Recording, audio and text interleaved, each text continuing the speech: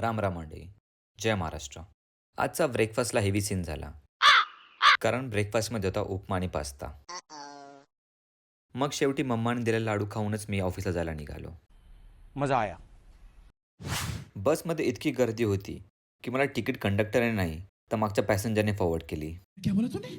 असो, खूप कष्ट करून ऑफिसला पोहोचलो. भाऊचं ऑफिस तर बघा. कॉफी घेता घेता कामाची सुरुवात केली.